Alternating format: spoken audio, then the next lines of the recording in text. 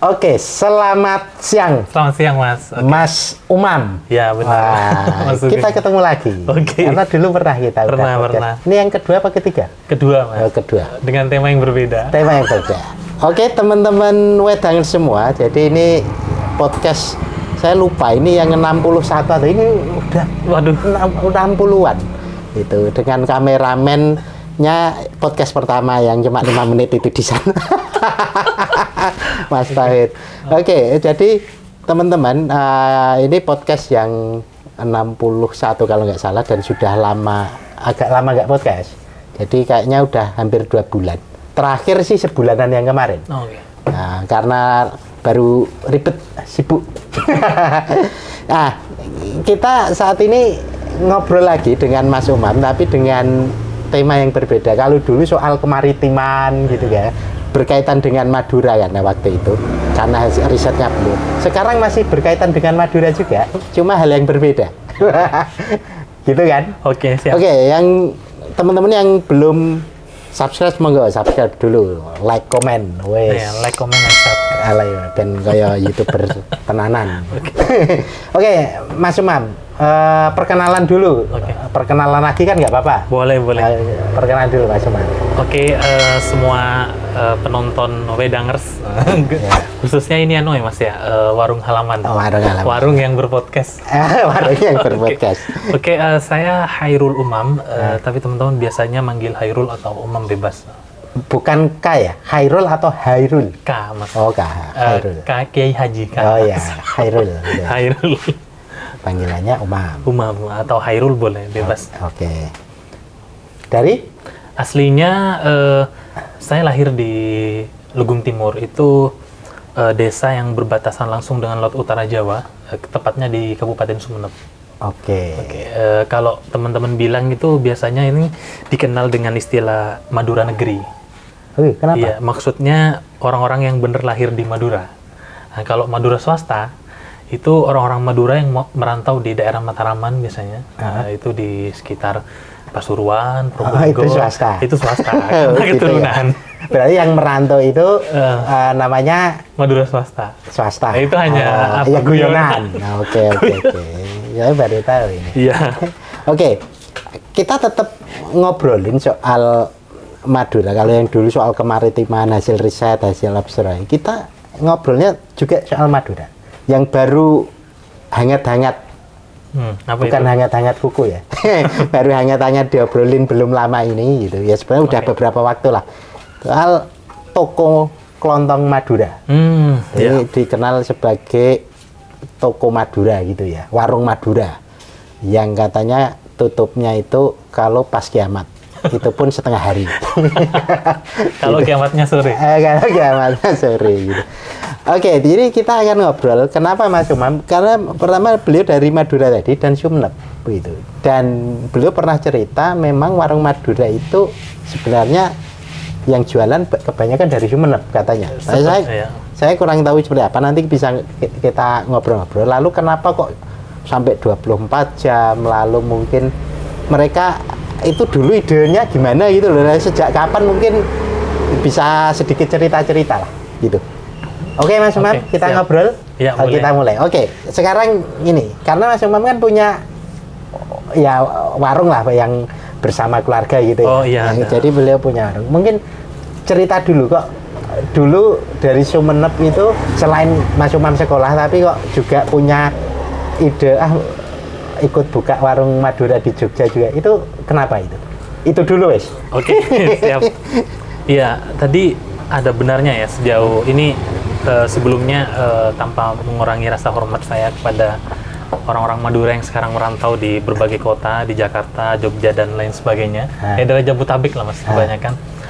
Saya respect dengan mereka pertama karena mereka semuanya pejuang Mas. Pejuang ekonomi. Iya. Nah, memang benar jadi sepengalaman saya bertemu dengan beberapa orang yang punya kelontong toko Madura 24 jam, itu memang rata-rata orang Sumeneb Mas. Yang biasanya orang Bangkalan, Sampang itu biasanya teman-teman yang punya usaha sate atau tempat cukur. Tapi mungkin mungkin yang saya tidak Oh, tempat ketahui cukur itu biasanya Sampang, Bangkalan. Oke. Oh. Tapi mungkin ada juga orang Bangkalan yang atau Sampang yang udah mulai membangun toko seperti yang orang Sumeneb bangun. Tapi saya nggak tahu. Tapi sepengetahuan saya memang mayoritas orang Sumeneb. Nah, untuk saya pribadi sebenarnya saya awalnya tidak terpikir untuk membantu keluarga besar saya membangun toko di sini di Jogja. Tapi tiba-tiba orang tua yang meminta karena ternyata banyak saudara-saudara di sekitar rumah itu yang sudah punya beberapa toko di Jakarta. Jadi memang awal berkembangnya tuh Jakarta dan Jabodetabek sekitarnya. Oh gitu. Ya. Jogja itu belum begitu lama. Yang awal tuh memang saya dapat cerita itu dari Jakarta. Oke. Nah, karena mendengar kisah-kisah keberhasilan orang yang merantau ke sana, lalu orang tua saya minta tolong dicarikan tempat, ya saya carikan. Dan alhamdulillah sampai sekarang berjalan. Oke. Alhamdulillah. Nah, itu kan menarik karena ada ide karena saudara-saudara udah sempat buka. Oke, sudah buka di Jakarta berjalan gitu kan. Sempat ada yang cerita itu sebenarnya di Jakarta sudah sejak kapan sih fenomena warung Madura itu?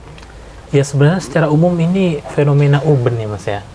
Jadi kalau boleh ditelusuri rata-rata ketika saya tanya kenapa mereka merantau membuka toko, bahkan sebenarnya sebelum rame tentang toko Madura itu biasanya orang-orang sekitar kami itu di lingkungan kampung saya khususnya itu rata-rata biasanya merantaunya ke Malaysia. Oh gitu. Jadi TKI. Oh oke. Atau sekarang pekerja migran Indonesia ya, udah dirubah ya. Nah terus kalau nggak ke Malaysia biasanya ke Arab Saudi. Nah tapi tiba-tiba ada fenomena orang Sumeneb yang dulu sebelumnya pernah merantau ke Malaysia sama ke Arab Saudi, tapi rata-rata dari Malaysia itu pulang terus bangun toko di Jakarta dan itu berhasil, terus didengar oleh cerita banyak orang. Nah, akhirnya orang-orang sekitar itu tertarik untuk mencoba. Nah itulah cikal bakal. Jadi kalau dilihat sih memang alasannya itu lebih ke alasan ekonomi, mau memperbaiki hidup ya, seperti konsep-konsep urban umumnya lah Mas, bahwa orang pergi dari tempat tinggalnya, dari desanya ya untuk memperbaiki hidup. Itu pendorongnya kira-kira. Tapi fenomena warung Madura itu sendiri di tahun-tahun berapa sih maksudnya mulai muncul gitu? Walaupun tidak tepat banget mungkin, tapi pernah dengar-dengar cerita di kisaran tahun 90-an atau apa itu udah belum, atau malah mungkin 2000-an ke sini? Kayaknya boomingnya itu justru di sekitarku ya. Di sekitar tempatku tuh boomingnya tuh malah sekitar ya tahun 2015 ke atas. Oh gitu? Iya, tapi mungkin sebelum itu udah ada beberapa, tapi bener-bener booming. Sampai bener merebak orang, oh iya buka ini aja lalu pada ikut gitu ya? Di desa saya sendiri itu banyak. Kan sebenarnya kalau boleh dijelaskan itu kan ada dua tipe Mas. Ada orang yang memang punya sendiri terus dia jaga sendiri 24 jam. Nah, tapi nanti ya cara kerjanya lebih jauh nanti saya jelaskan. Tapi ada juga orang yang dia itu dengan istrinya dan anaknya kadang diajak untuk jaga tokonya orang. Nanti ada sistem pembagian di antara mereka berapa persen, nanti lebih jauh kita diskusikan. Itu kira-kira begitu. Oke, berarti fenomena yang istilahnya agak booming itu di 2015 ke sini ya. Iya. Tadi sebenarnya sudah sempat ngobrol ya, maksudnya fenomena itu di Jakarta gitu. Lalu saat ini fenomena itu kan kayaknya masif di mana-mana itu. Jogja salah satunya. Dan apa namanya? Beberapa itu kan dekat-dekat kampus ya. Beberapa. Gimana soal pemilihan tempat itu gimana ini? Kok kalau di Jogja kok rata-rata deket kampus gitu? Ya itu sebenarnya mengikuti prinsip teori pasar secara umum ya, Mas. Ya, ketika di situ ada keramaian, maka ya di situ akan ada peluang gitu. Jadi mereka membaca kira-kira area-area yang padat gitu, di mana di situ ada pendukung pemukiman mahasiswa atau pemukiman para pekerja gitu. Nah itu kemudian mereka anggap sebagai tempat yang tepat untuk membuka bisnis karena kemungkinan potensi dapat konsumennya besar gitu. Makanya rata-rata biasanya di perkotaan. Cuman terutama di Jogja ini, kalau di Jabodetabek kita sudah tidak memperdebatkan, di mana-mana sudah padat ya. Nah, beberapa belakangan saya amati itu sudah mulai masuk ke area kecamatan yang punya warung Madura itu. Ya termasuk saya kan tinggal di sekitar Tempel ya. Itu kan sudah masuk kecamatan pinggir timur ya. Antara Segan Tempel ya? Iya, antara Segan Tempel. Itu berapa saya menemukan warung Madura. Oh gitu ya? Bahkan radius hanya sekitar ya 4-5 kilo dari tempat saya tinggal. Oke, itu ada? Ada. Tapi sebenarnya awalnya mungkin karena udah tempatnya ya kesulitan. Karena kan sudah banyak Mas. Coba kalau Mas Sugeng amati, hampir beberapa kilo itu pasti kanan kiri kita menemukan. Bukan berapa kilo, dari sini satu gitu. Jalan gini aja selisih berapa meter. Berapa meter kalau ada. sekarang ya? Yang deket-deket kampus ini ada. Oh ada. Nah itu selisihnya nggak banyak. Ya begitu, kira-kira mereka memang menyasar wilayah-wilayah padat, termasuk juga warung yang kebetulan dikelola sekarang oleh Bapak Ibu saya, itu juga di area-area padat. Gitu. Ya, seperti saya singgung tadi bahwa pertimbangan memilih lokasi untuk membuka toko ya pasti area keramaian ya. Itu sudah menjadi konsep umum dalam peluang ekonomi ya. Artinya di situ ada pusat keramaian, maka di situ ada peluang bisnis. Gitu. Nah, kira-kira itu yang digunakan. Cuman mungkin karena sudah semakin padat. Cuman gini ya, kalau di Jabodetabek saya tidak terlalu heran karena di sana kan di mana-mana sudah density area padat. Tapi di Jogja saya amati sekarang sudah mulai melebar ke kecamatan. Jadi nggak cuma di pusat-pusat kota sekitar kampus gitu. Udah mulai ke arah Tempel, Godean. Ya sudah mulai banyak itu. Entah apa memang sudah tidak ada tempat atau memang mereka cari peluang gitu. Dimanapun insya Allah rezekinya mungkin akan ada gitu, mungkin gitu. Cuman memang peluang yang lebih besar harusnya memang di pusat kota, seperti yang Bapak Ibu saya lakukan. Iya. Menarik karena gini loh, fenomena itu kan sebenarnya kalau di Jogja memang baru ya. Maksudnya mungkin pasca COVID ini kelihatan lah. Baru kelihatan. Iya kan? Sebelum COVID kayaknya belum begitu booming ya. Walaupun sudah ada. Gitu. Tapi mulai kelihatan dan orang langsung ngeh, oh ini tokonya itu modelnya sebenarnya nggak terlalu yang gede gitu ya. Modelnya kecil itu, tapi banyak. Lalu ada ciri-ciri khasnya kayak gitu. Sebenarnya ada settingan khusus memang untuk toko atau warung Madura ini. Ya, memang ada semacam identitas gitu. Beberapa orang yang bikin toko Madura, khas Madura yang buka 24 jam itu memang biasanya ada mesin pom mini istilah mereka itu. Itu rata-rata biasanya yang di depannya ada pom mininya itu saya dari Madura. Tapi juga ada beberapa orang Madura yang tidak menggunakan itu, pakai botol untuk bensin itu. Tapi kebanyakan itu pakai pom mini. Kalau gas masih agak umum ya? Gas umum biasa. Gas umum. Karena memang banyak di daerah sini juga sebenarnya kayaknya itu kayak warung biasa gitu, tapi orang langsung oh ini warung Madura. Iya, karena pom mini itu jadi penanda. Lalu dan jam buka. Itu fenomena yang pengen tak tanyakan. Itu kan 24 jam dan di satu situ itu khasnya itu loh. Orang melihat warung Madura atau toko Madura, itu orang langsung buka 24 jam. Itu gimana sih sebenarnya? Memang ide awalnya itu gimana gitu loh? Iya, seperti saya singgung di awal tadi bahwa ada orang yang memang dia membuka dari awal, dia memiliki toko itu, terus dia jaga, atau nanti setelah dia berhasil gitu berjalan, biasanya dia meminta bantuan orang sekitar kampungnya yang bersedia gitu. Nah, jadi ada memang satu keluarga yang dia ke kota gitu, buka toko, jaga punya orang. Nah, biasanya modelnya itu memang yang datang tuh suami istri umumnya. Nah, suami istri itu nanti dua orang. Kadang ya kalau masih kecil, selama dia belum usia sekolah itu kadang anaknya dibawa. Tapi kalau udah usia sekolah biasanya dititipkan di mbahnya. Tapi bapak ibunya yang berangkat gitu jaga toko. Nah, kalau malam yang jaga suaminya. Nanti suaminya itu sampai subuh gitu, lalu nanti tidur sebentar sekitar jam 10 jam 11 biasanya ya. Mereka akan belanja atau lebih pagi itu dari 10-11 malam. pagi. Oh, pagi. Kan sepanjang malam jaga sampai pagi suaminya. Nah, nanti setelah belanja selesai dia tidur, istrinya yang jaga sampai mendekati maghrib gitu. Oke. Sampai menjelang malam lah. Jadi siang istri, malam suami. Tapi juga ada model yang ini tapi tidak banyak ya. Itu yang jaga itu sama-sama laki-laki, biasanya anak-anak muda di kampung tuh yang datang mau kerja, biasanya ada yang gitu. Oke. Jadi tergantung. Tapi pola umumnya biasanya suami istri. Nah, itu yang bikin 24 jam tuh karena shift-shiftannya itu. Ya tetap lelah sih itu Mas. Mungkin Biasanya 2 shift ya? 2 shift, suami istri gitu. Oh, oke. Kalau yang model itu orang muda gitu gimana itu? Ya itu biasanya bantu jaga punya orang juga bisa begitu. Atau ada juga yang saya bilang tadi, dia pertama jaga tuh, jaga terus nabung kan. Nah setelah untung nanti dia nyari tempat terus buka sendiri juga ada yang begitu. Tergantung, yaitu ada satu kelompok yang dia memang milik sendiri, kelompok yang lain dia jaga punya orang. Gitu. Lalu kan dulu sempat ada fenomena jadi kayak 3 bulan gantian, betul. Lalu balik, itu gimana sistemnya gimana? Biasanya kalau orang jaga toko yang orang lain misalnya ada si A nih, suami istri misalnya kan, ini jaga punya si B.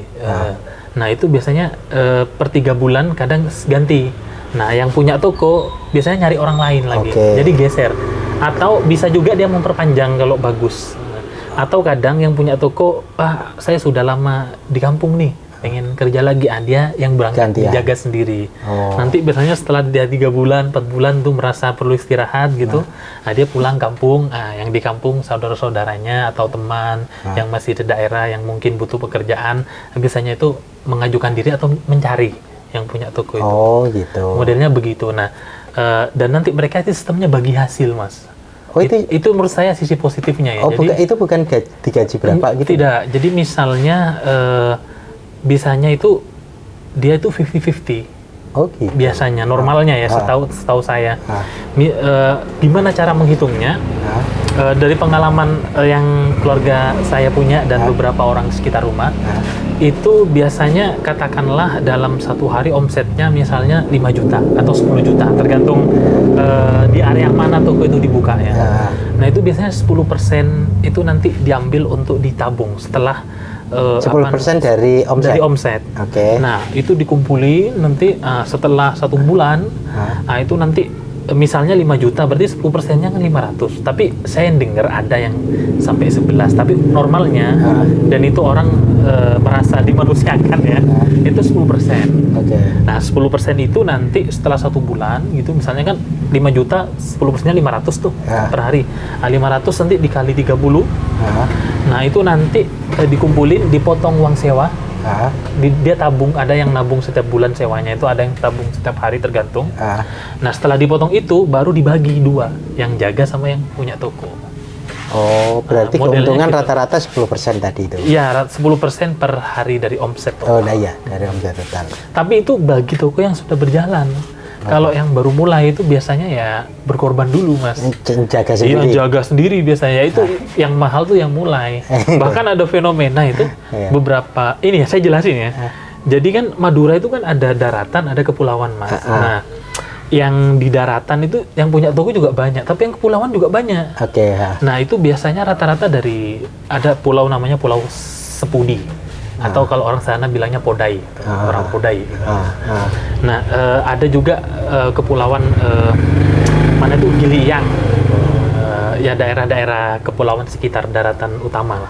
Nah, itu intens malah bukanya juga. Kadang itu ada fenomena dia buka, misalnya saya nih si A nih biasanya. Saya mendengar ya dari beberapa orang Madura yang cerita. Saya kan beberapa kali belanja terus saya tanya dari mana Pak gitu kan. Terus saya cerita, saya juga orang Sumeneb gitu. Mereka tuh biasanya buka toko gitu, katakanlah modalnya habis sekian puluh juta gitu. Udah jalan tuh, dapat 2 tahun, 3 tahun, omsetnya ternyata tinggi, 5, 8, 10 misalnya. Nanti itu bisa ditawarin ke orang-orang di lingkungan sekitar, nanti saling memberitahu kan mereka ada yang juga punya kelompok, ada yang enggak. Itu nanti dijual Mas, bisnisnya dijual ke orang lain. Oke. Dengan ya tentu dengan untung yang lebih besar. Misalnya dia habiskan 10 juta, bisa 2 kali lipatnya, bahkan 3 kali lipatnya. Jadi orang itu dari kampung yang tertarik, yang punya modal ini sekalian beli bisnisnya. Okay. Nah, dan itu saya perhatikan juga akhirnya membuat yang beli itu juga semangat gitu karena sudah terlanjur beli mahal, udah keluar uang banyak ya kan, akhirnya ya mau nggak mau mereka harus berkorban jaga. Tapi nanti kira-kira berapa lama gitu, nanti dia akan cari orang gitu. Nah, yang keluarga saya kebetulan tidak beli, tadi bangun dari awal. Jadi dari mulai merintis sehari omsetnya hanya ratusan ribu gitu, sampai alhamdulillah sekarang sudah ya bagus lah. Lumayan. Udah jalan lah pokoknya. Alhamdulillah, jalan semua, alhamdulillah. Nah, yang tadi soal 24 jam itu sebenarnya apakah itu juga untuk menjawab ya hitungan bisnisnya, kan kalau malam banyak yang nyari atau apa, lalu kayaknya ini belum kegarap nih. Kalau dulu kan guyonan gini, kalau grosiran itu kan jauh dari pemukiman, kawasan yang jauh itulah. Nah, kalau model Alfamart, Indomaret kan dekat, tapi masih di luar, dekat dengan pohon, tapi masih di jalan utama. Nah, warung Madura ini di jantung pemukimannya, kan gitu. Lalu orang kalau malam-malam kan males ya jauh-jauh ngapain, deket aja, kan masih buka itu. Apakah pertimbangannya ada seperti itu atau ada yang lain juga? Dari pengamatan saya, Mas ya, ini sebenarnya saya tidak riset murni ya, karena saya belum pernah studi tentang warung kelontong, tapi saya pelaku dan mendengar, melihat praktek orang-orang di sekitar. Nah, pertimbangan itu biasanya 2. Pertama, beberapa ditanya itu customer, itu ditanya kenapa ke warung Madura gitu. Pertama, yaitu lengkap. Lengkap itu karena memang tak perhatikan beberapa warung Madura tuh mau beli apapun hampir ada gitu, hampir yang bisa. Keperluan sehari-hari. Iya, aksesnya untuk berbagai barang mudah gitu kan. Mungkin agak berbeda dengan kelontong tertentu yang hanya jualan barang-barang tertentu gitu. Tapi orang Madura tuh berusaha melengkapi seolah-olah seperti Indomaret gitu. Dan mereka berani bersaing. Itu. Nah, itu hebatnya itu Mas ya. Antara nekat dan mirip-mirip lah. Tapi itu menurut saya harus ditiru. Mereka orang-orang yang hebat ya, pejuang keluarga betul, berani mengambil resiko gitu kan. Dan mereka banyak yang leading, justru nggak kalah sama Indomaret itu. Bahkan cerita adik saya misalnya juga ada ya. Itu bahkan Mas, semenjak adik saya buka di situ, Indomaret itu yang awalnya ada Indomaret depannya ya. Dekat itu. Ya, saya pernah lihat. Mohon maaf ya Indomaret. Jadi kesebut. Ya, salah satu supermarket. Indomaret, Alfamaret itu. Alfamaret atau apalah. Nah, itu awalnya jam sekian itu tutup. Biasanya jam 9, jam 10. Semenjak adik saya di situ, karena rame kan. Dia adik saya juga alhamdulillah ya rezeki dia dan keluarganya. Indomaret tuh jadi lebih malam tutupnya. Berarti kan ada pengaruhnya. Nggak mau kalah dia. Ada pengaruhnya, Mas. Nah, itu cerita mungkin tidak general tapi unik yang bisa dijelaskan mungkin ke publik ya, bahwa ya itu satu. Yang kedua itu benar ada alasan juga, beberapa orang buka malam itu sampai 24 jam ya, ketika pada tutup semuanya dia akan cari warung Madura. Itu seperti kasus di Bali ya, walaupun itu akhirnya kemudian dari Menko UMKM Pak Teten itu akhirnya mendukung kan bahwa nggak boleh ada pembatasan begitu gitu kan. Karena yang protes kan justru yang pemain-pemain besar ya, kalau kita amati. Ya itu alasannya karena kalau malam yang besar-besar tutup. Ada juga. Yang kedua itu. Ya saya kira itu menarik, menjadi isu nasional loh waktu yang di Bali itu. Dan banyak yang dukung alhamdulillah. Nah, itu karena ya gimana pemerintah ada rakyat mau kerja dan juga nggak merugikan. Iya, harusnya pemerintah berterima kasih, Mas. Ada masyarakat yang inisiatif secara mandiri itu melakukan itu. Kan gini, Mas, ini mungkin tadi kita sambil bercanda. Ini agak serius ya, teman-teman ya. Jadi kan memang fenomena urban ini kan fenomena dunia ya. Bahkan kan proyeksi United Nation yang bagian population itu sama saya kemarin juga baca data dari population meter view population gitu. Itu kira-kira kan menjelaskan bahwa 2050 itu hampir 66% penduduk dunia yang sekarang sudah di angka 8 miliar orang, itu akan tinggal di perkotaan, Mas. Oke. Nah, itu apa? Pull dan push-pullnya itu apa gitu kan? Lagi-lagi ya ekonomi, alasan ekonomi itu yang utama. Jadi mereka ini awalnya nelayan, Mas. Yang teman-teman Madura. Teman-teman Madura itu awalnya nelayan. Oke. Di Sepudi karena mereka kepulauan kan, termasuk di saya juga lingkungan pesisir. My extended nelayan family, juga. Bapak saya, mbah saya semuanya nelayan. Bahkan ibu dan mbah perempuan saya itu jual ikan dulu, saya masih ingat tuh. Jadi mereka awalnya nelayan yang sebelumnya itu dari hasil melaut, dan kebetulan waktu itu kan hasil tangkapnya bagus. Tapi lama-kelamaan hasil tangkap menurun. Oke. Nah, karena hasil tangkap menurun, akhirnya pendapatan kan semakin sulit di tingkat daerah. Sedangkan pusat-pusat ekonomi lain yang bisa jadi mereka jadikan peralihan untuk dapat pendapatan harian atau bulan itu tidak ada. Nah, jadi karena begitu mereka inisiatif, ya ada yang jadi TKI ke Malaysia, ada yang ke Arab Saudi, tapi mereka inisiatif akhirnya buka toko itu.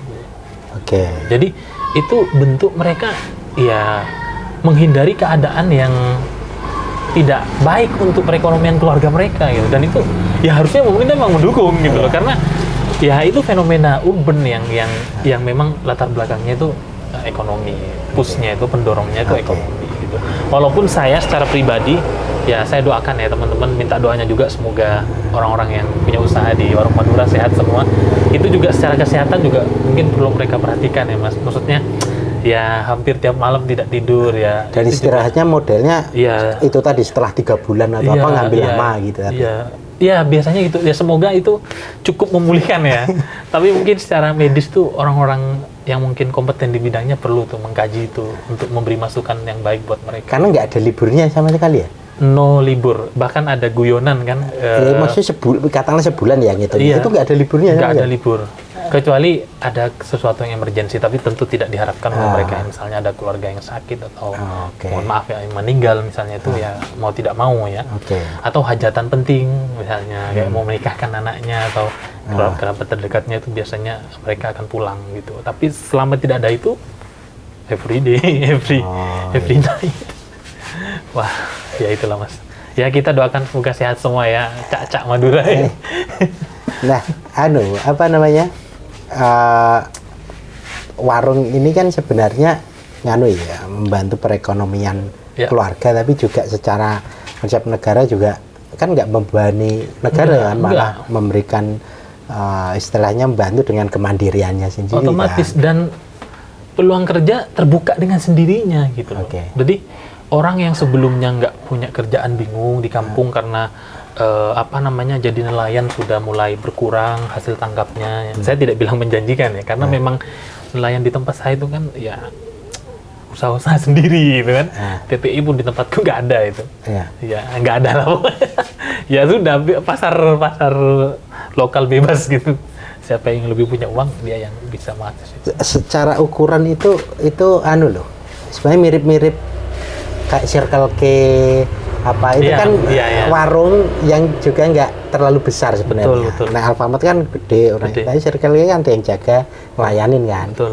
Nah, Warung Madura mirip, cuma mungkin settingannya tidak semewah dalam tanda kutip Circle K ya, model gitu.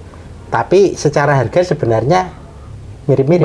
Bahkan beberapa orang bilang lebih murah, Mas. Warung Madura. Tapi ini saya tidak general ya. Beberapa orang menganggap Warung Madura itu lebih murah harga rokoknya seorang misalnya. Nah, misalnya di tempat bapak saya kalau itu misalkan jualan rokok. Iya, misalnya jualan rokok. Di tempat adik saya itu kenapa sampai ya udah saya bilang tadi, salah satu supermarket besar tuh memperlama waktu bukanya. Karena memang pembelian rokok kebutuhan sehari-hari, bahan pokok warga sekitar dan anak kos, orang kerja gitu. Itu memang lumayan besar, Mas. Daya permintaannya memang besar sekali. Jadi supply demand-nya itu tinggi. Nah, fenomena Warung Madura ini kan juga selain jadi isu nasional yang dulu kemarin. Nah, ini menarik menjadi soal tadi kan isu kesehatan misalkan. Itu kan ini kita nggak tahu ya, misalkan kalau ada lagi meriang-meriang, itu apa memang sama sekali nggak libur dulu atau tutup dulu setengah hari atau gimana itu? Secara teknis itu gimana itu? Iya, beberapa kan ini Mas, karena mereka itu ketika tutup sehari kan berarti opportunity hilang kan. Oke. Nah, sedangkan mereka ke kota itu kan mau memperbaiki nasib, apalagi yang mereka beli misalnya, beli toko yang sudah jadi, sudah jalan, beli bisnis tadi itu, otomatis kan mereka ingin balik modal gitu kan, karena kadang uang yang dibuat beli itu kan uang dari ya ngumpulin bertahun-tahun atau mungkin jual aset di rumah. Nah, itu kan ada Mas, di rumah kan dulu kan banyak nelayan tuh punya perahu, biasanya perahunya dijual terus baru di investasikan ke toko. Gitu? Atau ada budaya di Madura kalau misalnya ada hajatan nikahan, itu kan ada uang-uang sumbangan tuh. Istilahnya tuh kalau di tempat saya itu atolong. Atolong itu kayak sebenarnya gotong royong mensupport secara dana.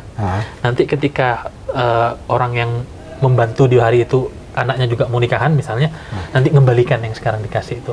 Nah biasanya itu hasil dari hajatan itu saya diinvestasikan ke toko, karena nanti ketika butuh orang yang sebelum nyumbang misalnya ada hajatan, dia bisa ngambil dari hasil toko itu. Jadi biar uangnya berjalan gitu. Iya sih ada sisi positifnya. Walaupun juga kadang ya saya kasihan juga sih ada kasus-kasus yang tertipu itu misalnya. Terutama yang kasus beli bisnis itu. Bilangnya tokonya jalan sehari dapatnya besar, tapi itu sebagian kecil oknum ya, tidak oknum lah, tapi rata-rata mereka sulit banget semuanya. Jadi benar-benar ya selama itu masih satu komunitas gitu, ya mereka akan berusaha membantu gitu. Nah sebenarnya mereka itu dulu punya semacam terinspirasi model-model warung Giant atau apa itu yang grosir-grosir itu, lalu ada Alfamart, Indomaret itu. Kenapa mereka istilahnya sampai milih benar-benar di jantung pembukaan, selain tadi jawabannya memang soal kan soal pangsa pasar yang mereka ini kesempatannya tinggi, tapi kan itu menarik, mereka masuk ke jantung pemukiman gitu loh, lalu mereka nyari tempat sewa dan rata-rata nggak terlalu besar. Betul. Ininya ada yang besar 1-2 gitu, tapi rata-rata standar ya, kecilnya itu standar gitu loh. 4 meter persegi gitu, 5. Itu apakah memang mereka sudah sebenarnya ngitung sebenarnya butuhnya cuma segini atau apa atau gimana sih sebenarnya? Iya, sepemahaman saya dan pengalaman keluarga, terus saya beberapa kali mendengar, ya ini saya ngamati ya Mas, tapi saya tidak riset secara kualitatif lagi, saya ulangi.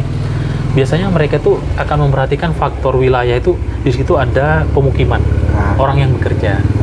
Misalnya di Jabodetabek, rata-rata itu kan orang bekerja di berbagai perusahaan, di berbagai pabrik.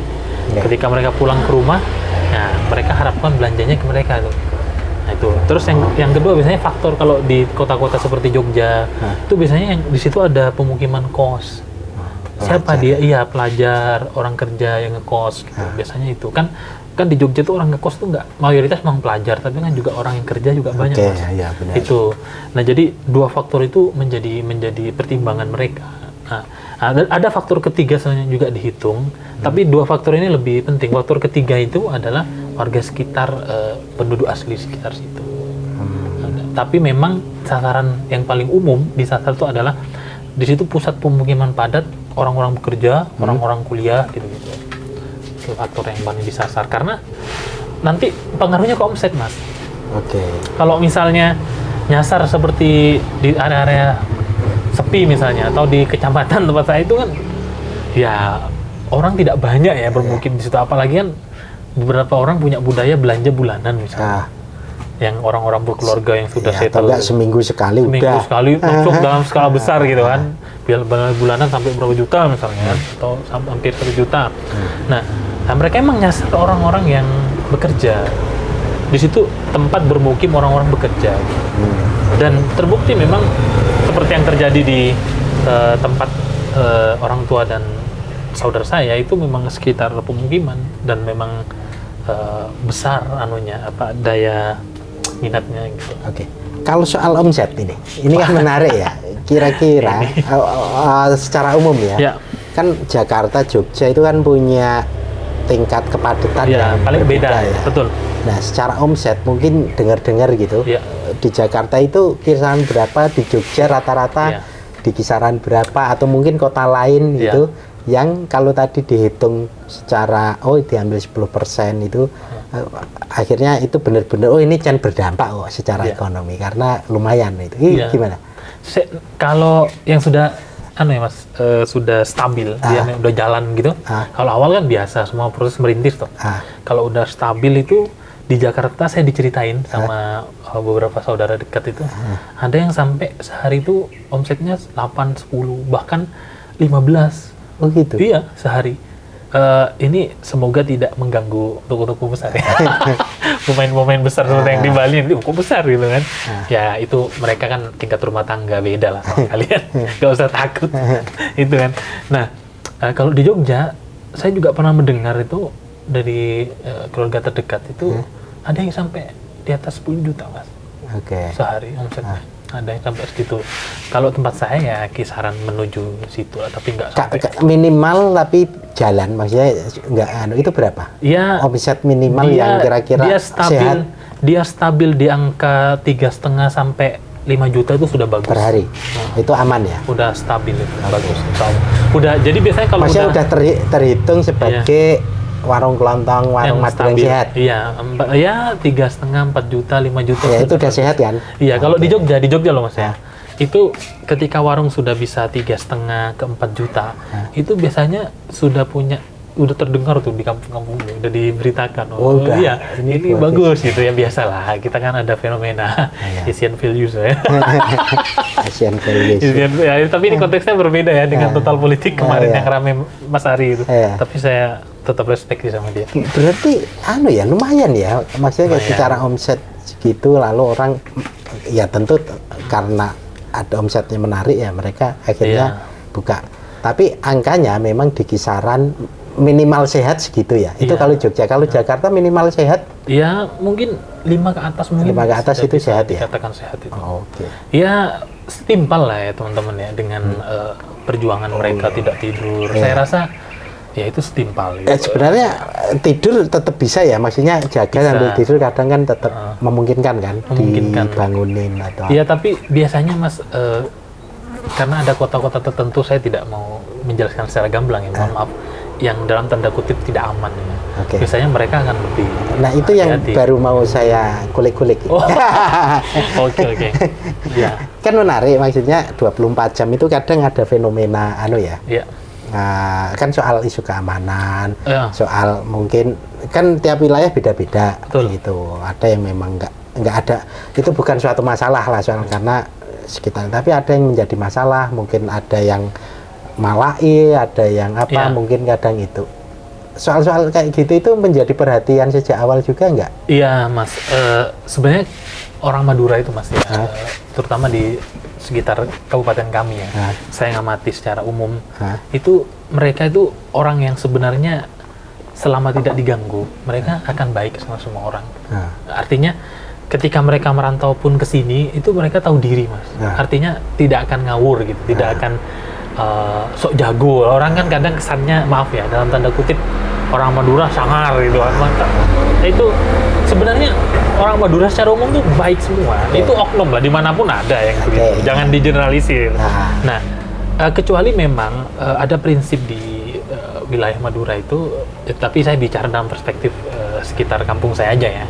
Nanti kalau ke kabupaten lain agak beda.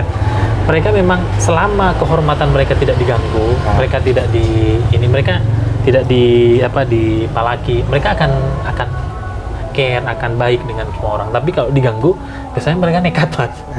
Makanya ada istilah, kok setiap orang warung Madura ada celuritnya. Artinya ya ketika mereka merantau itu pengorbanan jiwa, penghukan kehormatan gitu loh mas. Jadi bukan semata-mata hanya nyari uang saja. Ini soal harga diri saya juga gitu. Bahwa ya kamu kalau baik ya saya lebih baik gitu. Bapak saya pun selalu ngomong gitu. Karena beberapa kali kan bapak saya ada yang ganggu kan, tapi bukan ganggu kayak ya biasalah preman-preman oknum ya, yang sok-sok jago gitu. Nah, bapak saya biasa, tapi kalau udah keterlaluan langsung digetak lah istilahnya. Nah, tapi ternyata mereka ya cuman misap-misap terus pergi. Prinsipnya selama mereka tidak diganggu, mereka tidak akan ganggu. Jadi fenomena isu keamanan ya kadang menjadi Karena bahasan juga ya. Karena saya pernah dengar di daerah Jabodetabek itu, di Jakarta sekitarnya itu ada yang sampai dibakar tokonya sama preman gitu. Ada gara-gara ya ini saya belum mengamati langsung, tapi isu yang terdengar itu mereka diganggu gitu, dipalaki, kayak harus nyetor, bahkan ada itu masih sekitarnya masih keluarga besar lah. Itu dari saudara ibu itu, dia kan juga jaga punya orang. Itu cerita kadang memang ada yang mau malaki, tapi terus untungnya RT-nya katanya baik, suruh lapor saya aja. Jadi kayak model itu loh mas, organisasi oknum tertentu yang datangi usaha minta pajak gitu, padahal nggak jelas dari siapa. Prinsipnya mereka orang-orang sekitar sama dengan orang Jawa mas. Ada orang lebih baik, mereka akan lebih baik. Tapi ya itu ada prinsip kehormatan yang dijaga. Ya. Kalau kamu nginjek kehormatanku, ganggu kehormatanku, ya mereka akan lupa diri. Makanya ada istilah dulu carok. Tapi tetap ya, dalam saya pribadi berpendapat carok itu tetap, ini tidak bermaksud membahas carok. Itu tetap hal yang tidak benar karena membunuh orang kan. Dulu, tapi sekarang udah jarang ya. Walaupun sudah ada kadang-kadang ya. Nah, itu kan sebenarnya kan ada hubungannya dengan harga diri itu. Ketika harga dirinya diinjak gitu, dipermalukan atau istrinya diganggu, anaknya diganggu, pusat usahanya diganggu misalnya, ya dia akan lupa diri untuk mengganggu yang lain, orang yang mengganggu dia gitu. Akan dilawan gitu. Tapi tentu dengan cara baik-baik dulu. Seperti yang di keluarga saya kan ada beberapa yang diganggu, tapi dia baik dulu ngomong. Kalau udah mereka tetap nggak mau dengan cara baik, baru agak digetak, tapi nggak langsung terus dicelurit tuh enggak. Itu tetap keliru ya, enggak gitu. Oke. Nah, ini fenomena warung Madura itu kan sebenarnya menurut saya memang agak belakangan, karena yang lebih lama kan sate lah. Orang langsung ke warung Madura. Di sini. Ayo. Orang kalau ada lagi mas, bubur. Itu banyak bubur kacang hijau juga enak-enak itu. Itu dari Madura ya? Dari Sampang, Bangkalan. Dari Sampang.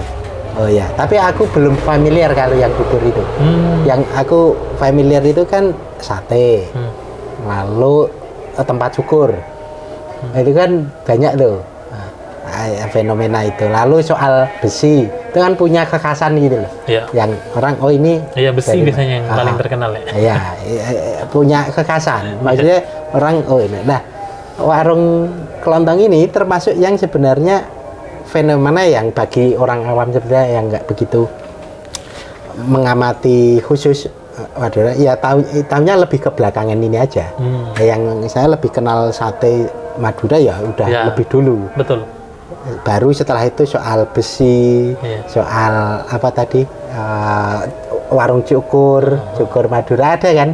Ya kayak gitu itu udah agak lama. Nah kalau kan soal omset apa udah ya. Lalu soal gini, soal biasanya mereka itu kontribusi, dalam artian kontribusi ini kan keluarga ya. Itu apakah itu juga modelnya kalau tadi 3 bulan gantian 3 bulan aja, itu teman-teman saudara-saudara sendiri atau dia modelnya dari yang lain? Yang diajak terlibat mengganti. Rata-rata biasanya masih pertama orang sekampung ya. Tentu lebih banyak yang masih satu circle keluarga besar. Jarang ngerekrut di luar circle ya. Maksudnya di luar daerah Madura. Lalu kalau di tempat saya malah di bapak ibu saya itu sempat beberapa kali kayak nerima part time mahasiswa gitu. Oh bisa ya? Iya, kalau pas ibu saya lagi ada kegiatan gitu, terkadang dengan saya ada kegiatan bareng gitu, itu biasanya membuka part time, tapi nggak semua sih mas kayak gitu. Rata-rata biasanya memang circle lingkungan orang sana sendiri gitu, atau memang kalau enggak ya masih ada hubungan keluarga gitu. Tapi tidak ada hubungan keluarga pun biasa, misalnya ada orang kecamatan lain itu ada. Kadang orang daratan gitu, Madura daratan yang Sumeneb, kadang jaga tuh ke orang kepulauan yang saya cerita tadi itu. Ada yang begitu, tergantung. Tapi kalau kayak gitu modelnya digaji gitu ya? Ya, 50 enggak itu. Oh, tetap kalau gaji hasil. kalau Karena di Jakarta ada yang model gaji. Saya pernah dengar wawancaranya. Oh, gitu. Jadi kayak yang part-time-an itu tadi. Oh, yang part time iya. Kalau tempat saya juga sama. Kalau ada mahasiswa part time digaji. Tapi kalau yang dia dengan suami istri langsung jaga gitu, itu bagi hasil. Oke. Dan kebanyakan mereka maunya gitu, jarang yang mau digaji tetap, karena kalau dia tahu toko itu jalan ya, kan rugi Mas kalau digaji bulanan. Misalnya UMR ya nggak pokok Mas, sebulan nggak masuk. Oke. Kalau gaji masuk. Iya. Kalau part time bisa gaji. Seperti yang dilakukan di keluarga saya itu, ada beberapa toko yang part time itu ini. Karena waktu itu saya pas dengar wawancara di media atau YouTube atau apa itu, dia mahasiswa ya waktu di Jakarta, lalu ngisi waktu karena pas libur apa-apa. Iya, kalau gitu bisa. Dia part time lah, itu ibu 12 jam lalu di ibu saya juga berapa, gitu, Mas. Gitu. Ibu yang punya bapak adik beberapa kali menerima mahasiswa yang mereka mau memang ngajukan diri gitu. Kadang itu menarik karena soal trust ya. Ini soal isu yang cara kontrolnya, lalu nek terjadi fraud, terjadi kecurangan, kan macam-macam ya. Itu gimana kontrolnya? Ya, orang Madura itu Mas, beberapa orang tuh sakti-sakti. Saya juga kadang kaget sama cara mengawasi bapak saya ya. Itu kan ada satu tokonya yang sekarang dijaga saudaranya gitu. Nah itu biasanya sebelum dijaga orang, itu barang tuh dihitung dulu. Seluruh barang yang ada di situ nilainya berapa. Itu dihitung. Misalnya, seluruh barang ini jumlahnya sekian, nilainya sekian. Nah perjanjiannya misalnya 3 bulan atau 6 bulan, per 3 bulan kita hitung lagi. Nah ketika itu dihitung, biaya keseluruhan barang yang awalnya kita kalau bahasa kerennya itu apa ya, stock of name. Bahasa kerennya stock of name. Tapi kalau mereka istilahnya tuh aktivitas berhenti dulu sebentar, tapi tetap ada yang beli, dilayani, tapi dicatat gitu berapa yang keluar, itu dihitung. Nah nanti sudah ketahuan bersama bahwa ketika yang punya toko mau meninggalkan ke orang yang mau jaga itu di hari itu, barang yang awalnya ada sekian juta, sekian puluh juta misalnya. Nah nanti setelah 3 bulan dicek lagi barangnya berkurang nggak. Kalau berkurang, nanti yang jaga tuh nimbun, ganti sampai seperti keadaan awal itu. Oh gitu. Iya. Kalau lebih, ini ada 2 sistem. Kalau lebih, kadang yang punya toko itu nambahi kekurangannya. Karena yang lebih itu dianggap yang jaga itu sudah berhasil memperbesar barang yang di stock of name, ternyata nambah nih. Dulu misalnya nilainya 70 juta. Kok sekarang setelah dihitung nilainya 80? Nah, berarti yang punya toko nanti itu bahasa orang bodoh nyosok rembes 10 juta. Agar tetap terganti yang hasil kerja yang itu menurut saya bagus juga sih. Oke, ini soal misalkan pemilik tadi kan meng-hire atau bukan meng-hire, kerjasama juga. Itu kan milihnya kan kadang ada saudara, kadang enggak. Kalau ada mahasiswa, lalu soal ngitung ininya kan isunya soal trust apa enggak gitu kan, soal nanti ada fraud apa enggak. Itu hal-hal kecil yang terjadi misalnya di warung makan lah, di mana itu kan kadang terjadi ya, maksudnya itu fenomena yang kadang terjadi lah. Nek di warung Madura itu tadi gimana terusannya tadi? Iya, ini kaitannya dengan manajemen risiko ya, manajemen umum lah. Kalau peralihan biasanya dari seperti saya jelaskan tadi, misalnya saya punya warung nih, terus ada saudara suami istri misalnya, kan umumnya biasanya gitu. Kenapa dibagi persenannya itu langsung dibagi 2, 50-50 gitu. Setelah nanti dicabut uang sewa, listrik dan lain sebagainya. Nah itu biasanya nanti sebelum saya alihkan ke seorang yang mau ganti, gitu, setelah saya kembangin toko A misalnya berhasil, itu biasanya nanti kami hitung dulu stoknya, stock of name lah bahasa kerennya ya. Dihitung kira-kira ketika dinilaikan rokok berapa, ini berapa, minuman berapa, total misalnya katakanlah 80 juta. Katakanlah ya. Oke, barang yang di sini 80 juta. Silahkan dikelola. Nah, nanti saya serahkan ya. Nah, lalu itu ada 2 sistem, Mas. Nah, setelah 3 bulan atau 6 bulan dia mau berhenti, yang mau jaga warung saya itu mau libur iya, atau memang iya. Ini saya ya kasih tanda kutip, ini yang terjadi di lingkungan sekitar saya dan keluarga saya sendiri ya. Mungkin berbeda mungkin untuk beberapa kasus ya. Biasanya mereka nanti ketika dihitung udah mau berhenti, dicek lagi, oh ternyata tetap 80 juta, ya udah, tidak ada masalah. Oke. Nah, ketika dihitung lagi, oh kok jadi 90 juta? Nah, ini yang saya bilang nanti ada 2 cara. Pertama, yang punya toko nanti apa istilah bahasanya nyosok, ngerembes, ngasih 5 juta ke yang jaga karena udah berhasil mengembangkan asetnya. Nah, itu cara pertama. Tapi cara kedua, termasuk yang biasanya berlaku di keluarga saya pribadi, itu biasanya ya ketika aset naik, ya itu menjadi aset pemilik. Tapi pembagian hasil tetap 50-50. Artinya manusiawi lah, tidak digaji UMR atau bahkan di bawah UMR gitu. Nggak begitu konteksnya kan. Nah, tapi ada model kedua tadi itu yang tidak rembes, ya udah ketika itu berkembang ya itu perkembangan bisnis gitu loh.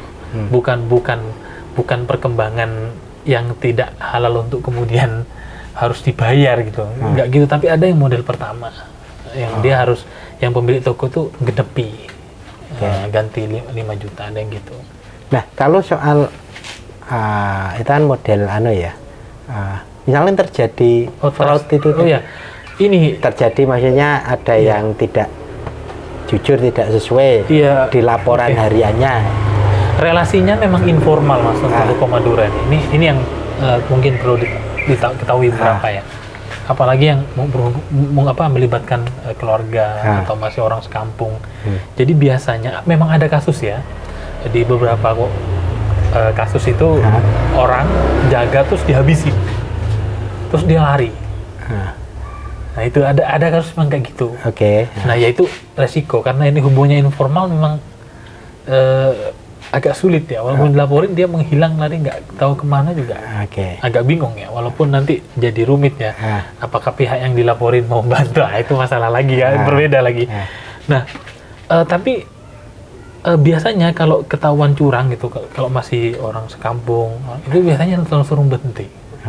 Yang soal fraud tadi misalkan, itu kan tadi diminta langsung berhenti gitu ya.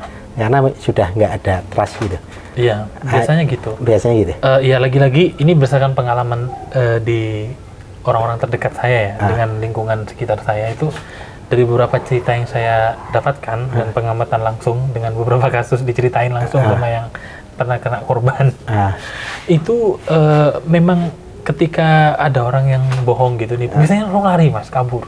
Gitu. Ada beberapa kasus tuh tokonya dihabiskan isinya, terus orangnya hilang. Sampai ada yang gitu?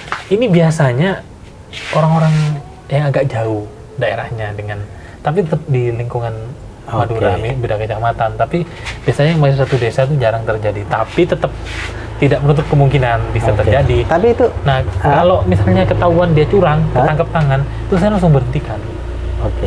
Nah biasanya gitu. Saya belum pernah mendengar yang sampai bertengkar sampai carok tuh enggak sih. Enggak. Ya jangan lah. Tapi enggak, maksudnya kalau memang dia misalkan itu ada semacam kayak blacklist gitu di komunitas. Biasanya gitu. Dia nanti akan ketahuan. Jadi akan diinformasikan ke di kampung bahwa hati-hati dengan orang ini. Orang biasanya juga akan hati-hati. Termasuk misalnya tadi kan saya cerita tentang jual bisnis itu. Misalnya toko udah jalan dijual orang. Nah kalau dia bohong, misalnya dia bilang omset hariannya katakanlah 10 juta, ternyata faktanya cuma 2 juta gitu. Nah, itu nanti juga akan terkenal orang yang dia pernah jual itu, dan itu biasanya akan dihindari. Jadi kayak di komunitas tersendiri itu ada kayak hukum sosial gitu, sanksi sosial gitu, yang dia akan distrust lah pokoknya. Bagi mereka itu tidak akan dipakai lagi, tidak akan dipercaya lagi gitu. Ya lagi-lagi saya bilang tadi, karena ini relasi informal, memang cara penyelesaiannya ya dengan cara-cara mereka gitu, dengan cara-cara musyawarah dan lain sebagainya. Tapi biasanya dia akan langsung dipecat.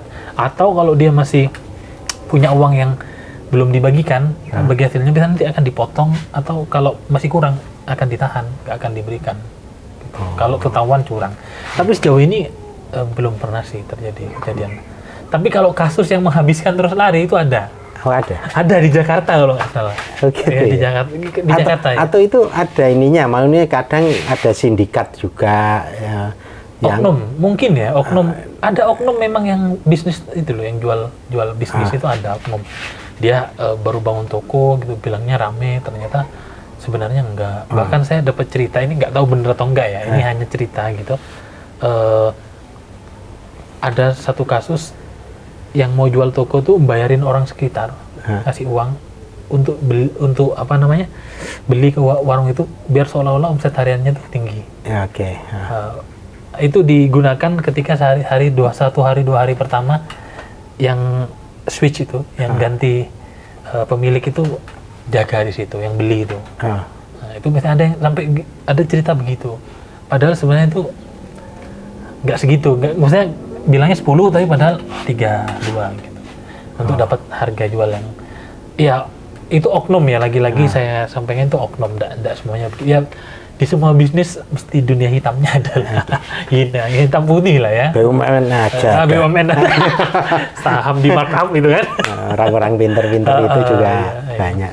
Buktinya banyak yang ketangkap. Ini kok jadi kemarin ini lagi-lagi nih ya teman-teman, mohon maaf Mas Sugeng, ini hanya cerita pengalaman. Jadi ceritanya ini kita kan cuman cerita santai gitu. Ini bukan penelitian kualitatif yang resmi. Cuman karena saya kebetulan pelaku dan orang tua saya juga pelaku, dan beberapa saudara saya juga pelaku, ya mungkin hanya berbagi cerita. Pelaku usaha loh. Pelaku usaha. Bukan pelaku kejahatan. Ya begitu. Ya fenomena urban lah Mas ini, gimana? Hampir sama. Oke. Nah, fenomena tadi kan udah ya, omset, lalu detail soal tata kelola. Yang jaga misalkan kan udah itu. Lalu apalagi ya yang menarik itu untuk yang fenomena warung Madura ini, selain mungkin juga soal ini sebaran saat ini, karena menjadi fenomena yang kayaknya masif ya. Bahkan yang sebenarnya bukan wilayah kota yang ramai pun ada yang tadi ada ya di sekitar tempat saya tinggal yang padahal itu sebenarnya agak dekat perbatasan dengan Magelang ya. Itu ada. Nah, fenomena sebaran ini kan kota-kota besar. Ya. Jogja jelas, Jakarta kemarin. Saya yakin Bali juga ada. Surabaya kan memang sudah perbatasan kan. Ada. Maksudnya udah umum gitu loh. Mestinya ya ada. Ada. Nah, ini fenomena ini apakah menjadi semacam di kampung misalnya di Sumeneb itu menjadi ini menjadi gelombang besar untuk orang berbondong-bondong akhirnya ke sana gitu. Saya paham maksudnya. Akhirnya begitu. Jadi mereka ini kan tadi saya mention ya di awal bahwa ini nelayan sebenarnya rata-rata. Nelayan yang sebelumnya itu daya tangkapnya masih bagus gitu. Dari hasil menangkap ikan cukup untuk membiayai hidup, bangun rumah, bangun keluarga, gitu kan, biaya anak sekolah. Tapi tiba-tiba daya tangkapnya menurun. Ya, sebenarnya ada hubungan dengan iklim, tapi saya nggak mau menjelaskan itu ya. Beda konteks ya. Itulah yang kemudian karena penyangga ekonominya tidak ada lagi. Akhirnya mereka ketika mendengar cerita keberhasilan orang-orang sekitarnya sama lah, mirip-mirip dengan orang Sumatera yang mungkin lihat banyak orang Sumatera kok jadi pengacara hebat tuh, menginspirasi anak-anak muda untuk jadi pengacara, kira-kira gitulah. Terus mendengar cerita kok omnya atau saudaranya, kakaknya kok berhasil buka toko, terus sampai bisa bikin rumah, beli mobil misalnya, atau bahkan sampai nyekolahkan anaknya sampai kuliah misalnya. Nah itu kan jadi cerita di lingkungan itu. Akhirnya mereka tertarik. Ya, bahkan itu tadi karena tertarik, akhirnya mereka jual aset, jual perahu yang sebelumnya dipakai untuk pelaut misalnya. Nah, itu yang terjadi. Ya, dia merasa bahwa ya di desa di sekitar tempat mereka tinggal sumber ekonominya sudah mulai tidak ada. Berarti yang kalau itu perpindahan pekerjaan misalnya dari nelayan yang sana yang awalnya nelayan itu berkurang atau bisa saja malah nggak ada atau gimana? Sekarang sangat berkurang di tempat saya. Dulu saya waktu S1 itu kan meneliti juga tentang masyarakat pesisir, komunitas pesisir. Di situ saya sudah nemu data bahwa hampir separuh nelayan Indonesia itu berkurang. Ini bisa jadi Kalau perubahannya salah satu perubahan. Iya, akhirnya dia ke kota. Pekerjaan ini ya, Iya, maksudnya bisnis beralih ke bisnis. Betul. Akhirnya beralih karena ya di rumah nggak ada pekerjaan apapun, misalnya bingung, cuma numpuk utang misalnya, mending kan berusaha keluar. Kira-kira ya motivasinya sebenarnya ya mereka ingin memenuhi kebutuhan keluarganya, niatnya bagus semua itu. Ya saya sih berharap semoga ya ke depan pusat-pusat ekonomi itu mulai diperhatikan yang dari tingkat daerah gitu, sehingga fenomena-fenomena urban yang justru malah tambah bikin kota padat gitu. Walaupun ini konteksnya bisnis ya berbeda, itu bisa sedikit ditekan. Misalnya tadi soal nelayan itu mungkin gimana perekonomian nelayan bisa dibangun itu ya? Ya misalnya bagaimana pola tangkapnya mungkin areanya dirubah misalnya. Itu kan sudah teknologi sekarang bisa ngecek tuh pakai satelit pusat persebaran ikan di mana. Dulu mungkin relatively lebih misalnya mereka tuh di satu titik di situ terus berapa hari dihampiri, itu mereka udah bikin rumah-rumah ikan. Tapi kan sekarang mungkin karena faktor lingkungan, pencemaran itu kan bisa bermigrasi gitu. Pindah ke area lain yang mungkin ekosistem terumbu karangnya masih lebih bagus gitu. Nah itu kan ya mereka hanya karena ya praktisnya berkurang ya udah pindah gitu. Walaupun mungkin seandainya ya itu diantisipasi. Tapi ini pembahasan yang berbeda ya, mungkin dengan intervensi pemerintah yang jadi jembatan bagaimana membantu informasi penangkapan ikan itu di mana, itu mungkin ya bisa menekan angka itu gitu loh. Tapi akhirnya karena sudah memang pendapatannya menurun, cerita keberhasilan orang buka toko menyebar kemana-mana di kota-kota seperti pusat yang paling banyak ya, Jakarta, Bali, Jogja, itu banyak.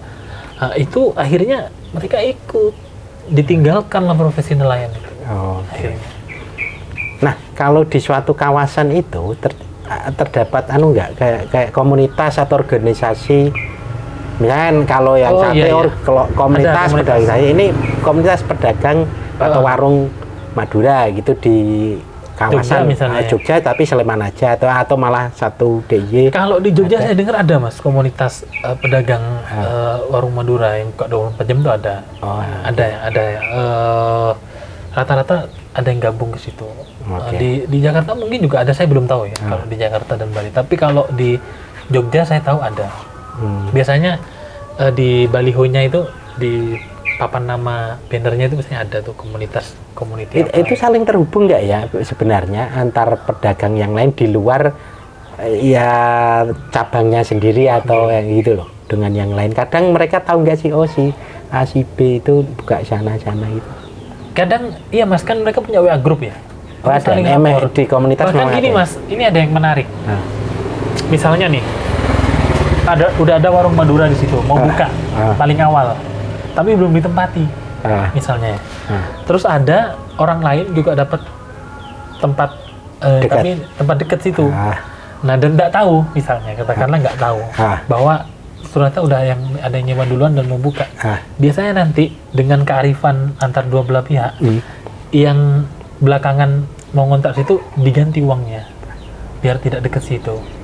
Saya pindah. Ya, kalau bisa pindahlah Kak, atau sana kan bilangnya Kak kalau Mas itu. Pindahlah Cong gitu. Nah, misalnya. Cong itu kan tak kan. Jadi sinilah, ini tak kasih ganti yang mau cari yang lain biar gak saling ganggu.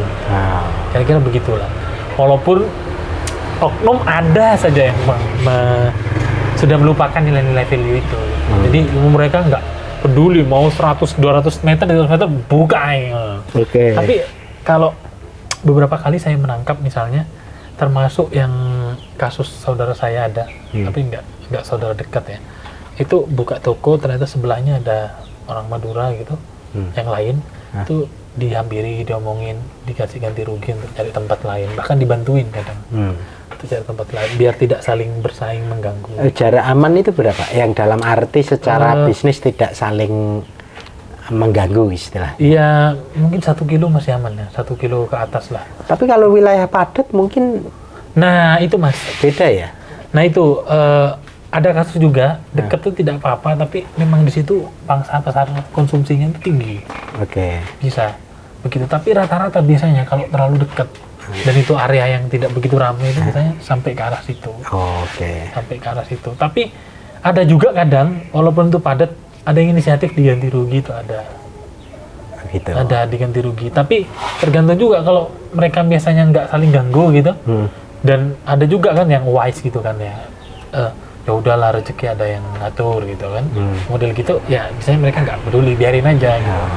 Ya kerasa setelah jalan gitu ya, nggak baik-baik saja saya ya biasanya gitu ya. Nanti ya itu kalau ketahuan kira-kira udah tahu di situ pasarnya mungkin dia baru dapat sekian, diganggu baru lagi dari selatan misalnya atau dari utara tambah kecil nih, yang sekarang aja belum ada baru segini apalagi biasanya itu nanti mereka berusaha negosiasi gitu dia gimana musyawarah baiknya gitu. Oke. Tapi kalau di situ memang kayak tempat, kan ada 2 toko tuh, tempat adikku sama tempat orang tuaku itu jaraknya mungkin 900 meter, tapi areanya memang padat banget padat banget, jadinya kayaknya problema kalau kata orang Jerman, nggak ada masalah. Ada pasarnya sendiri. Ada pasarnya sendiri dan ya lagi-lagi memang ya rezeki udah ada yang ngatur. Karena beberapa ada yang bahkan cuma hitungan 20-50 meter. Nah itu kalau yang menggunakan umumnya biasanya itu akan dihampiri, ditanya, diomongin baik-baik. Tapi kadangnya orang ada yang ngeyel kan mas ya. Itu oknum ya, lagi-lagi oknum ya. Ya apa boleh buat, ya udah ngadu nasib akhirnya gitu. Tapi baiknya memang mereka akan komunikasi. Ya jangan sini lale, itu cung. Om tak kasih uang aja ganti. Gitu biasanya. Adik saya pernah kasus kayak gitu. Jadi dia itu buka mau nyewa tempat situ. Nah, saya nggak tahu apa dia nggak lihat atau gimana. Pas belok kanan apa kiri gitu, ada toko ternyata. Terus diambil adik saya, diganti rugi. Ya udah, adik saya pindah. Gitu. Akhirnya dia buka tempat lain, alhamdulillah juga rame gitu. Ada yang kasus itu pernah. Tapi itu bukti gitu bahwa fenomena yang saya tadi jelaskan tuh terjadi betulan gitu. Setelahnya ada rasa apa ya? Tepo seliro. Iya mas, makanya saya bilang tadi mereka itu orang Madura kan kesannya gimana gitu ya. Mereka tuh baik mas. Loh saya sendiri jadi kalau udah kenal berapa tahun. Iya. Ya mereka baik. Yang penting jangan diganggu. Makanya di Jakarta tuh sampai ada yang sampai mau bertengkar tuh, ada yang pegang jurut. Itu ceritanya gara-gara ada oknum gitu yang malaki ngambil nagih kayak iuran tapi nggak jelas retribusi dari mana. Sedangkan RT-nya bilang nggak ada retribusi itu. Lama-lama kan ya kesel dong mas. Ya itu wajar lah, manusiawi tuh. Nah, apa ya yang masih tertinggal, pertanyaan atau jawaban ini apa?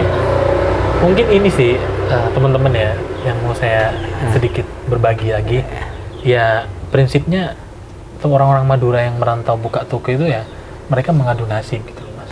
Artinya ini potret dari orang-orang yang ingin merubah hidupnya yang memang dari daerahnya sendiri itu memang sumber ekonominya udah mulai berkurang gitu. Karena ada peluang baru jadi mereka lari. Ya ini fenomena urbanisasi yang umum terjadi bahwa pusat penduduk itu, pusat permukiman tuh lama-lama akan beralih ke kota gitu. Dan ternyata kan populasi kota kan semakin padat.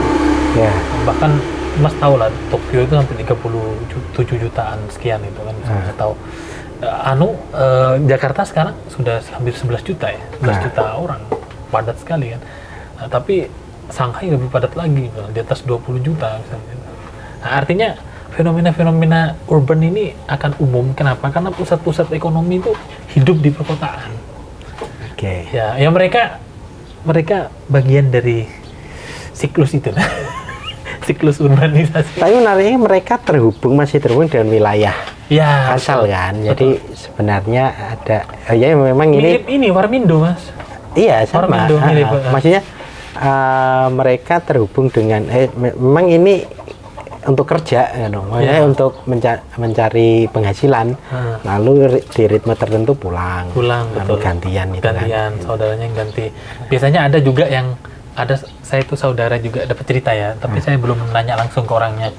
Dia udah punya toko misalnya sekian gitu, 2 atau 3 gitu. Itu sudah dia nggak jaga lagi, tinggal di rumah terus nerima transferan gitu. Nanti kalau ada orang yang udah bilang di Jakarta, saya mau berhenti dulu nih gitu. Nah, nanti dia akan cari orang kampung yang mau, ada nggak orang-orang satu desa yang mau ganti, ada yang mau berhenti, misalnya gitu. Tapi kalau dengan yang Madura lain yang tadi ada sate, besi, ada cukur. Berteman biasa. Nah itu terhubung nggak sih? Oh enggak, kalau secara komunitas organisasi kayak misalnya rutin ngumpul, saya belum pernah menyaksikan langsung. Atau mungkin ada, saya nggak tahu. Nah tapi kalau di Jogja saya amati itu mereka punya komunitas sesama warung Madura itu.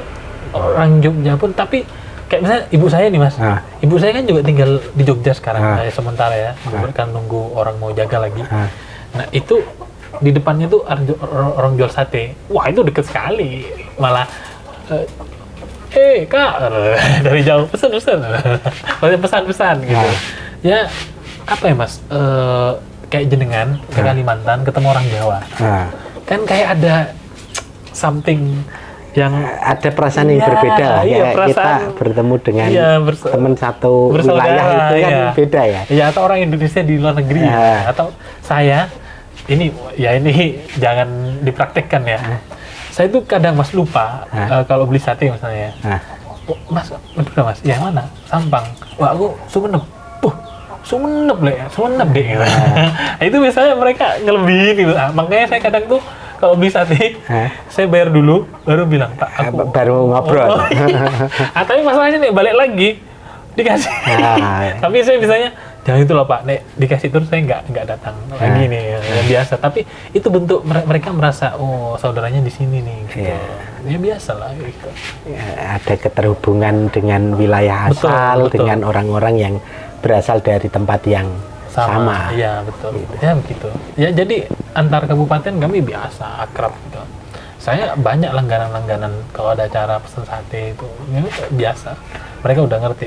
Le, bila mata abdi tak temu. Kok lama nggak kelihatan gitu. Ya gitulah. Berarti ke depan ini rencana mau buka lagi. Sebenarnya ini Mas, ini kesannya nanti saya punya warung gitu. Enggak ya, siapa tahu pengen ikut buka lu enggak? Buka dalam arti dibantu orang. Dibantu orang gitu. Ya. Tapi memungkinkan nggak di luar, maksudnya di luar circle yang susah karena masih penuh-penuh yang di sana. Lalu aku tak nyari dari tempat lain yang bukan Madura gitu. Bisa aja. Sebenarnya kan. Tapi model itu ya part-time atau apa gitu biasanya. Ya bisa mungkin gitu. Kan awal-awal merintis kan juga saya banyak terlibat ya, membantu proses membangun awalnya. Tapi setelah jalan ya selebihnya bapak ibu saya yang ngurus awal-awal, karena kan sebenarnya kan ya jadi cerita pribadi. Ceritanya yang gitu Mas. Jadi awal saya ikut bantu gitu, setelah udah jalan lalu saya cuman bantu ngasih tahu awal-awal tuh belanjanya di sini. Nah, tapi lama-lama kemudian karena mulai rame, akhirnya agen-agen resmi itu datang, misalnya Aqua misalnya, atau ini nyebut merek apa ya? Misalnya Wingsfood, Indofood, Limenerale, ya Mayora, CS lah. Itu dia datang dengan nawarin harga lebih murah gitu. Mereka datang ya? Datang. Lama-lama akhirnya datang. Jadi bapak ibu saya sekarang kalau misalnya mau belanja gitu atau saudara-saudara itu biasanya tinggal telepon, ini nanti ngambil khusus rokok misalnya. Tapi rokok udah banyak yang masuk, kayak Gudang Garam datang, Jarum datang gitu. Yang agen-agen mereka yang biasanya pakai mobil itu apa, Karimun ya. Oke. Biasanya itu. Berarti ya. Tinggal jalan ya. Betul. Supplier. Iya. Datang sendirilah. Iya. Ini saya ngamati ya. Saya bukan pelaku langsung, sempat menjadi pelaku sebentar dulu awal-awal di proses awal. Tapi ya saya support aja Mas, kayak carikan rak yang murah gitu-gitu. Karena beliaunya mungkin lebih fokus jadi peneliti, akademisi, atau mungkin nanti jadi politikus. Oke, ini kita hampir selesai, mungkin semenit lagi. Ya apa ya yang tertinggal gitu mungkin Saya rasa hanya itu mungkin Mas yang bisa saya bagikan. Sudah ya. Iya. Sudah semua tersampaikan. Sepertinya ya, tapi nanti kalau yang beberapa mungkin behind the scene ya. Iya siap. Kalau teman-teman penasaran lagi, kok mereka bisa kuat buka 24 jam gitu. Terus sempat ada yang guyon. Itu mohon maaf kalau misalnya berhubungan suami istri gimana? Karena tadi kan kontennya suami istri kan. Suami istri ya. Wah itu tanyakan langsung ke saya. Wawancara sendiri aja langsung. Sendiri. Ya. Jadi pas beli itu langsung tanya. Iya. Ya kira-kira kulitnya itulah kira-kira sedikit sambil saya singgung tadi tentang bagaimana proses peralihan dari yang punya ke yang mau jaga itu tadi saya jelaskan. Mereka itu sebenarnya terbagi kelompok berapa kan tadi udah ada yang mereka pemilik jaga sendiri atau dia hanya jagain punya orang. Tapi kadang yang jagain punya orang lama-lama karena udah belajar gitu, terus bisa buka sendiri juga. Tapi modal awal jadi lumayan besar ya? Harus benar-benar modal sendiri ya? Iya, biasanya gitu Mas. Makanya minimal berapa sih maksudnya untuk awal gitu loh? Orang ini mau pengalaman ini ya, pengalaman keluarga ya? Nyedia berapa paling nggak? 50, keluarga 100? Satu toko itu biasanya Mas, itu di angka 80 itu sudah aman sekali. Ini ya modal awal istilahnya sewa barang-barang sudah lengkap. Tapi dengan catatan sewa itu tidak lebih dari 25 juta ya. Tidak lebih dari 25 juta itu berani 80, 90. Bahkan saya siap ditanya itu untuk jadi konsultan. Gitu ya? Karena saya mengalami beberapa proses. Berarti nanti kalau mau pengen tanya-tanya jadi konsultan. Maksudnya bukan konsultan bisnis, tapi gitu. Konsultan awal membeli barang. Gitu. Tapi dulu harus beli dulu ya kalau maksudnya nggak di-stokin nggak ya? Harus beli di mana jadi dipajang-pajang. Betul. Gitu dulu. Jadi pengalaman kami itu semuanya memulai dari awal Mas. Adik-adik saya juga sama. Tapi lama-kelamaan karena sudah sering datangi agen. Nah ketika buka sendiri tinggal bilang agennya, aku buka lagi loh. Kamu ke daerah sana ya, jalan ini. Enak. Jadi ketika sama lah seperti ketika sistem berjalan, sistem bisnisnya jalan, itu juga supply demand-nya akan ikut dengan sendirinya gitu. Itu menarik saya kira. Jadi kalau yang mau buka sedia 80 juta. Ya, minimal. Ya, kalau kepepet tapi barangnya kurang lengkap dikit ya. Enggak, nanti dilengkapi 70. Setelah itu. Oke. Jadi 100 aman ya? Wah, aman sekali. 100 itu untuk daerah Jogja. Itu atau Bali mungkin aman. Iya, itu per wilayah beda-beda. Jakarta, itu Mas. Ternyata juga segitu. Tetap karena sewanya biasanya mereka itu ada yang tahunan, ada yang 6 bulanan tergantung. Siap. Itu juga mempengaruhi kan di proses awal modal 6 bulan dan 1 tahun kan beda. Tapi kira-kira bayangannya di sekitar itu ya. Kalau mau aman lagi 100. Aman lagi. Siap, paling enggak sapi 4 ya. Kalau di wilayah agrikultur sapi 4. Itu jual kapal berapa? 1, 2? Yang mana nih? Kalau modal 100 itu. Kalau nelayan ya. Kalau kapal. Misalnya dia dua itu mungkin ya. Kalau dalam kondisi sulit begini 2 itu. 2 kapal? Iya, karena kapal dapat 100? Bisa itu. Kan dulu mungkin waktu zaman-zaman nelayan masih bagus. Bisa sampai 90-100 satu kapal tuh. Enggak, maksudnya nilai kapal kan mau buka ini, lalu dia ngapal lagi lah. Tak jual lah. Nah, akhirnya jualnya juga lebih murah jadinya. Jadi kalau angka 100 juta itu kapalnya 2 kapal? 2 itu bisa ya, 2 kapal. Kalau dia kepepet misalnya memang nggak ada yang mau beli, wah itu bisa lebih murah lagi. Gitu ya? Iya, akhirnya mereka itu ya jual aset yang lain, mungkin ada emas atau apa, tabungan emas gitu. Atau kebanyakan sekarang yang lagi tren, uang hasil hajatan tuh Mas. Itu dipakai? Iya dipakai, bukan mereka menjadikan itu cara untuk beralih bisnis, bukan, tapi karena mereka lakukan itu karena biar nanti ngembaliinnya ke orang untuk bantu orang lain lagi itu mudah, karena uangnya jalan gitu, enggak itu malah jadi kayak modal berjalan. Akhirnya lama-lama gantian. Itu kayaknya kalau diteliti menarik ya. Jadi selain bisa membantu pas hajatan, dia membantu bisnis. Iya, bisa itu Mas. Menarik itu. Jadi gotong royong saya. Iya. Menarik itu. Jadikan judulnya aja. Antropolog harus riset itu mungkin Itu menarik. dijadikan judul bagus ya itu. Oke, Mas. Yang penting judulnya jangan saya pemilik toko. Oh, Mas. iya deh ya. Nanti teman-teman mencap saya Umam Madura toko. Oke, mungkin itu ya. Nggak Oke, ada yang lain?